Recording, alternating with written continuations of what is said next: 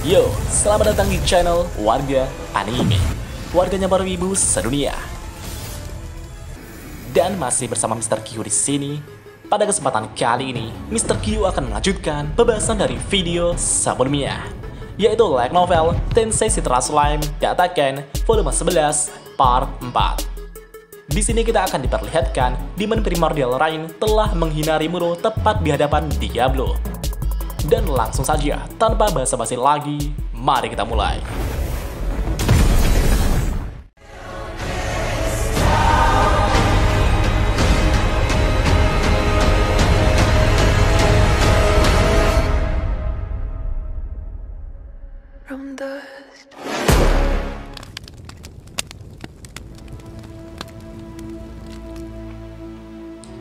Pada saat ini, Diablo telah bertemu dengan sosok primordial biru yang bernama Rain.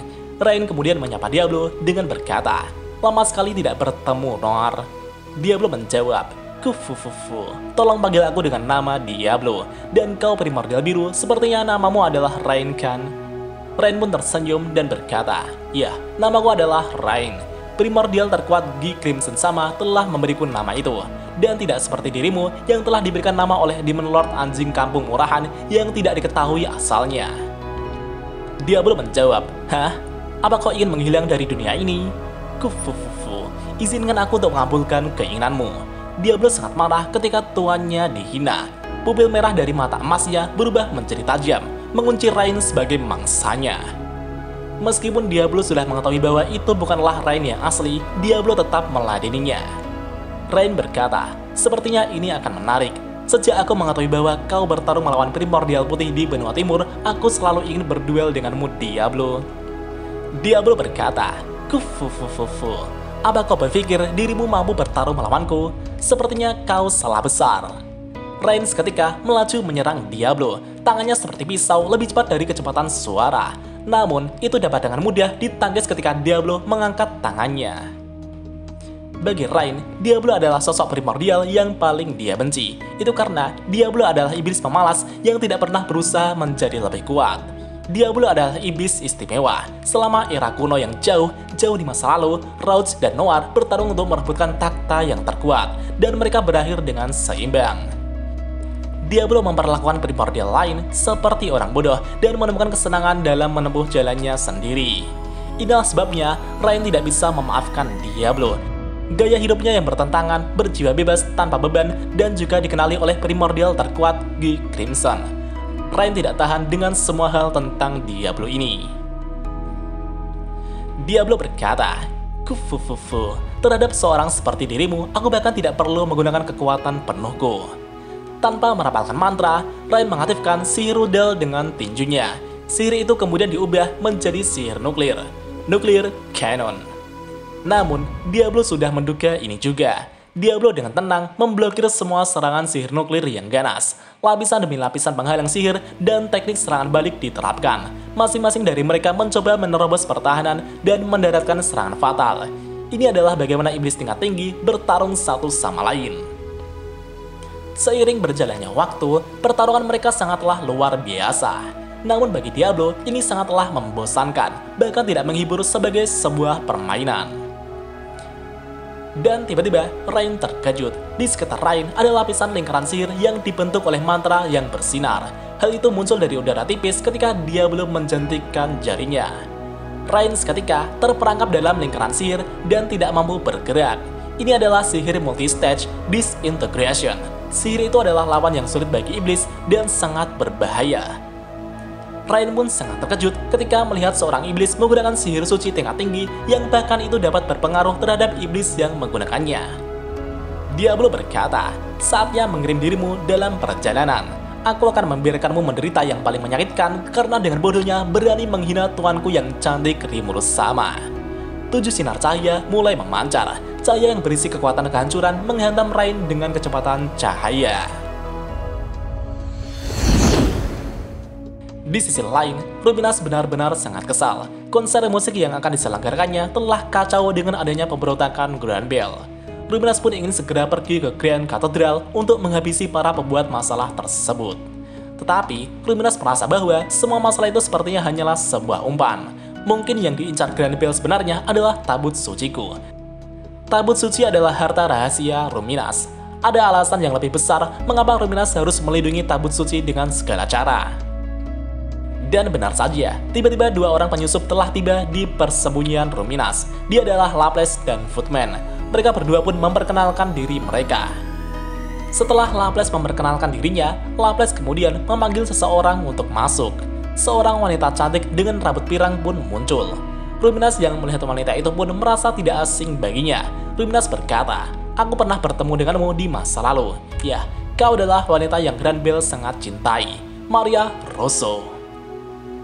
Ruminas pun sudah tidak sabar lagi dan memberikan sebuah aba-aba kepada pelayannya. Seketika itu juga, Lois pun segera menyerang Laples. Laples adalah orang yang membunuh saudaranya yang bernama Roy. Dengan begitu, Lois pun akan membalaskan dendam saudaranya. Di satu sisi, lawan Footman adalah Gunter. Sedangkan Ruminas menatap tajam Maria yang terdiam. Ruminas mengetahui bahwa Maria sebenarnya sudah lama mati dahulu kala. Wanita di depannya mungkin hanyalah sesuatu yang mirip dengannya. Ruminas kemudian mulai bertarung melawan Maria dengan kecepatan yang tidak bisa dilihat oleh manusia pada umumnya. Di saat semua orang bertarung, terlihat seseorang yang muncul dari bayang-bayang. Orang itu adalah Yuki yang berhasil menyembunyikan hawa keberadaannya. Dan pada akhirnya, Yuki telah menemukan tabut suci tersebut. Tabut suci itu telah dilindungi oleh sihir yang akan membakar semua orang yang menyentuhnya. Namun dengan anti-skill milik Yuki, sihir itu pun tidak berpengaruh terhadap Yuki. Dia adalah satu-satunya orang yang dapat mencuri harta rahasia Ruminas tersebut. Yuki kemudian menghancurkan segel dari tabut suci dan membukanya. Seorang gadis muda cantik sedang tertidur di dalamnya. Dan setelah itu, Yuki pun akan pergi dengan membawa hasil curiannya tersebut. Di sisi lain, Rimuru telah melumpuhkan dan menghilangkan kutukan satu persatu manusia dari dunia lain yang di bawah kendali Granbell. Sedangkan Hinata telah bertarung dengan sengit melawan Granbell. Keduanya bertarung dengan kecepatan yang sangat tinggi. Pukulan demi pukulan, tebasan demi tebasan saling berbenturan. Di satu sisi, Sion dan Rangga tampaknya masih kesulitan melawan Razul. Pukulan-pukulan Razul telah menghantam Sion. Namun semua luka-luka yang diterima Sion dapat dengan cepat dipulihkan dengan skill Ultra Speed Regeneration. Rangga yang bersembunyi di dalam bayangan Sion melancarkan serangan kepada Razul, Death Heralding Wind, dan Black Lightning. Namun betapa mengejutkannya, semua sihir dari Rangga tidak mempan terhadap Razul. Bahkan serangan tebasan dari pedang Sion dapat ditangis dengan mudah dengan kerangka luarnya. Razul memiliki ketahanan terhadap serangan fisik dan sihir yang cukup luar biasa. Rimuru yang melihat itu pun akan pergi menghadapi Razul. Di saat Rimuru akan pergi, namun tiba-tiba Demon Lord Leon telah datang ke sini dengan membawa beberapa kesatrianya. Mereka semua mengeluarkan aura yang cukup begitu kuat. Rimuru pun sedikit terkejut dengan kedatangan Leon. Rimuru tidak tahu apakah dia teman atau lawan. Setelah itu, Granbell kemudian menyapa Leon seolah-olah dia tahu jika Leon akan datang. Granbell adalah orang yang melakukan pemanggilan anak-anak dari dunia lain dan menjualnya kepada Leon. Namun, ini adalah pertama kalinya mereka bertemu secara langsung. Setelah itu, Granbell kemudian membeberkan semua informasi tentang banyaknya pemanggilan anak-anak yang tidak stabil yang diminta Leon. Granbell mengatakan ini untuk memprovokasi Rimuru agar bertarung dengan Leon. Granbell mengetahui bahwa Rimuru sangat menentang pemanggilan anak-anak dari dunia lain. Karena itulah, Granbell memanfaatkan rasa keadilan Rimuru untuk memusuhi Leon. Di satu sisi, Rimuru juga merasa bahwa Granbell mencoba memprovokasi dirinya. Bahkan kata-kata Granbell juga memiliki tingkat kebenaran yang tinggi. Meskipun Rimuru tahu bahwa dirinya sedang diprovokasi, Rimuru tetap marah dan ingin meninju wajah Leon. Rimuru kemudian maju dan akan memukul wajah Leon. Namun di satu sisi, Leon tidak mencoba untuk menghindar. Dia bahkan menghentikan semua bawahannya yang ingin melindunginya. Dan seketika itu juga, Leon menerima tinju dari Rimuru. Rimuru memukul dengan kekuatan penuhnya. Namun itu tidak terlalu menyebabkan banyak kerusakan pada Leon. Sebenarnya, Shizu-san tidak membenci Leon. Dia ingin membencinya, tapi tidak bisa melakukannya bagaimanapun caranya. Dia ingin memeriksa apa yang dipikirkan Leon sebenarnya. Itu adalah keinginan Shizu-san di akhir hayatnya. Setelah mengetahui reaksi Leon tersebut, Rimuru merasa Leon tidak berada di pihak musuh atau di pihaknya. Pasti ada alasan di balik tindakan Leon tersebut. Selama keadaan kacau seperti ini, bermusuhan dengan Leon sama saja dengan bunuh diri. Rimuru kemudian akan berdamai untuk sementara dan berpura-pura bertarung dengan Leon. Di satu sisi, Leon sepertinya mengetahui maksud Rimuru dan akan berpura-pura bertarung dengannya. Karena Leon juga tahu bahwa dirinya sepertinya telah diprovokasi untuk memusuhi Rimuru. Tujuan satu-satunya Leon kesini adalah untuk memastikan keberadaan Chloe. Di dekat pintu masuk Grand Cathedral, Leon dan Rimuru telah bertempur. Komandan Kesatria Suci Hinata sedang berduel melawan Granbell tidak jauh dari sana. Di belakang mereka, Xion dan Rangga bertarung dengan Razul. Di saat pertempuran semakin kacau, Demon Lord Rumina, sang penguasa di wilayah ini, tidak muncul merupakan situasi yang tidak normal. Menurut Leon, situasinya terlalu aneh. Namun Rimuru berusaha untuk tetap mengendalikan situasi di sini. Tepat di depan Leon, Rimuru memberi isyarat matanya yang mengarah ke Granbell. Leon pun memahami maksud Rimuru bahwa dalang dari semua kekacauan ini adalah ulah dari Granbell. Dengan begitu, Leon pun akan mempercayai Rimuru. Di sisi lain, multi-stage disintegration secara bertahap menembus setiap penghalang defensif milik Rain. Sinar terakhir menembus dadanya begitu saja. Semuanya berjalan sesuai rencana Diablo. Rain yang masih bernafas juga diperhitungkan Diablo. Diablo berkata, "Kufufufufu, betapa lemahnya dirimu. Sepertinya aku akan mengampunimu kali ini."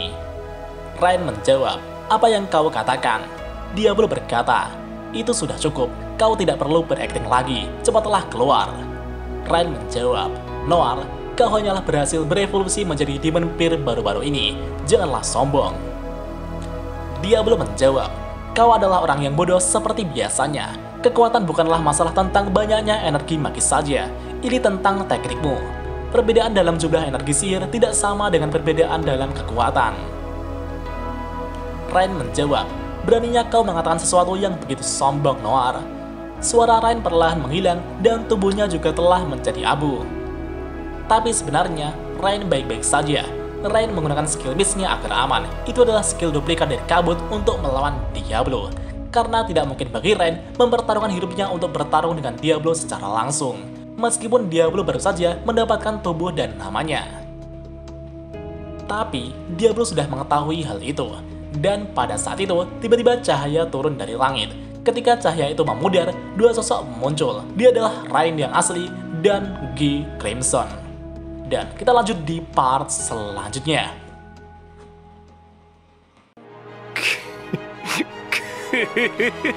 久しぶりの現世です。せいぜい楽しむとしましょうか。 Dan jika ada kesalahan dalam pembahasan, Mimin mohon maaf. Dan sekian untuk pembahasan kali ini. Dan jangan lupa klik like dan subscribe juga ya guys. Tentu saja di Warga Anime.